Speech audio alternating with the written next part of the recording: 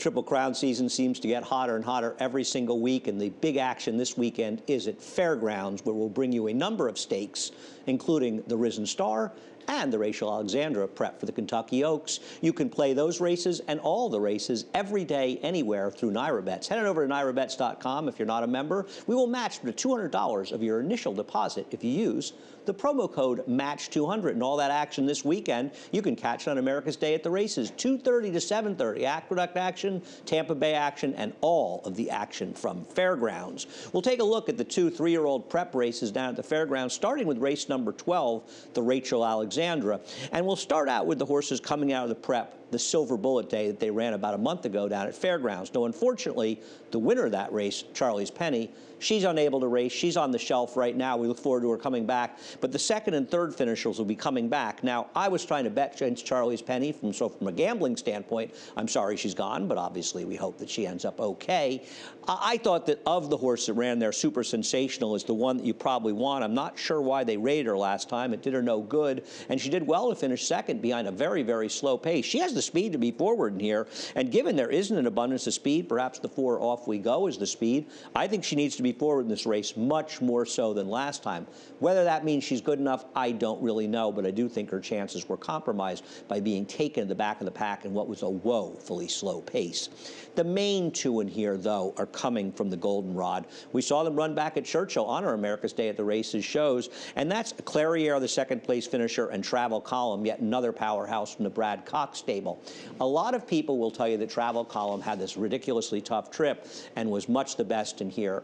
I don't agree with any of that. I understand what they're talking about. As you saw, she tried to go inside for room. She had to angle out and made that last run. And she ran very well and got a strong buyer figure of 85 in winning the race. For me, though, Clairiere was wider on both turns, and particularly the second turn, and she moved sooner in a race that ultimately collapsed. I like Clairiere. I'm a big fan of this horse. I think she has a huge future, a horse for Stone Street that has a very big pedigree. These are the main 2 horses, but I think that Clairiere will get the best of Travel Column in this race. They are, though, the main 2 players. Do want to take a look at Zoom Up, though, for trainer Tom Amoss.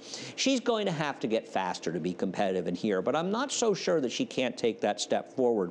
A number of horses scratched out of the Silver Bullet Day to run in this allowance race that Zoom Up is running in, including Minute Waltz, who was actually, for better or worse, a horse that I had liked in the Silver Bullet Day. Well, she probably wouldn't have won, being she didn't win this allowance race, but maybe Zoom Up is pretty good.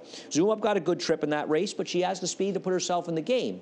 I don't know that she's as good as the top ones, and I don't think anybody would say that she necessarily is.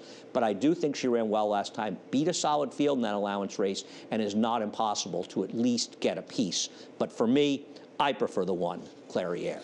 We'll move on to the big one, the Risen Star, race number 13. It's important to note that the number 12, Keep Me in Mind, who would have been favored, is not going to run. They're waiting for the Southwest. They're in a hurry down in the truck, so we'll move on to Midnight Bourbon winning the Lecomte. And after this, we'll get back to talking about Keep Me in Mind.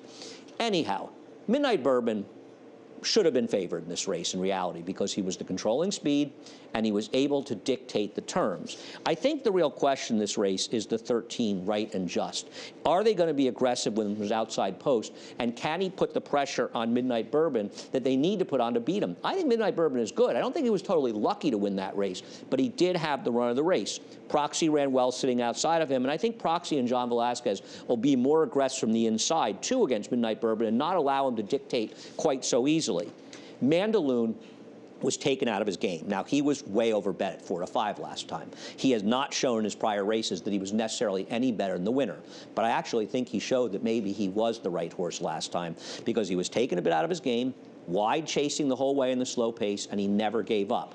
I'm still not totally sold on him, though, and I think once again, especially with Keep Me in Mind out, he's going to be overbet. So I'm not particularly excited about him, though obviously he can win. All of the horses out of that race can win. I want to bet against Keep Me in Mind. Unfortunately, he's not running, and that changes the whole betting dynamic of the race. But a very interesting and exciting horse in here is the number 1, Senior Buscador. We'll take a look at his win, the Springboard Mile, last time out at Remington, and I think it's important to show the break because he gets left. Now, he's got to stop getting left. If he gets left in a race like the Risen Star, it's going to be a problem. He has to get out of the gate. But I tell you what, he made some impressive run from well back. spotted the field a couple lengths and just swooped by him, won impressively, and got a big Beyer speed figure. He is a real wild card, not just in this Risen Star, but on the Triple Crown Trail. Obviously, the competition gets much deeper. Obviously, he can't keep getting left. Another factor is they ran him on Lasix last time out. In order to qualify and get points for the Triple Crown, you can't run on Lasix in these races, so he's off Lasix. Are you concerned why the trainer used the Lasix last time has to come off here? Will he run worse? I am not overly concerned about that, just a factor worth pointing out. This Senior Buscador is an exciting horse. I think with a scratch, you'll see more like 3-1 or 7-2 on him, but I'm not against this horse, and I'm looking forward to seeing him run a great deal in the Risen Star. He could be an interesting player on the Triple Crown Trail. Let's take a look at some other horses. Let's look at the #1 Starring in My Dreams, a horse that once again we saw win at Churchill Downs in the slop on America's Day at the Races. And this was a quality field. He beat a couple of promising horses in here. No question he got the best trip of anybody, sitting behind the leaders, but it's not as though he wasn't involved in the pace pretty much the whole way around, and he got it out the win. Sloppy track. Did he move up on it? I don't think so. This is a horse that got a 74 Beyer in his debut, and he stretched out and got an 81 Beyer. I think he's a talented horse for Dallas Stewart. And why can't he take a step forward? He didn't run more slowly than other horses coming into their 3-year-old year. He's got the win at 1 1/16, and I don't think the Star in My Dreams for Dallas Stewart should be completely ignored in here. There are others. How about the 4 Carrillo? The connections paid well over $800,000 for Carrillo off a fairly okay, but not tremendous, maiden win at Aqueduct in his debut for trainer Chad Brown. About a week later, he sold at the Paul Pompa Dispersal. I feel like the number was $870,000. I know it's in excess of $800,000. People get excited when they can get horses on the Triple Crown Trail, and you end up paying a premium for them. Listen, he's okay. The horses in this race did not come back to run particularly well, so it does bring into question the total quality of the field. Tom Amoss has them. Not easy to get horses from Chad Brown. I wish them the best of luck.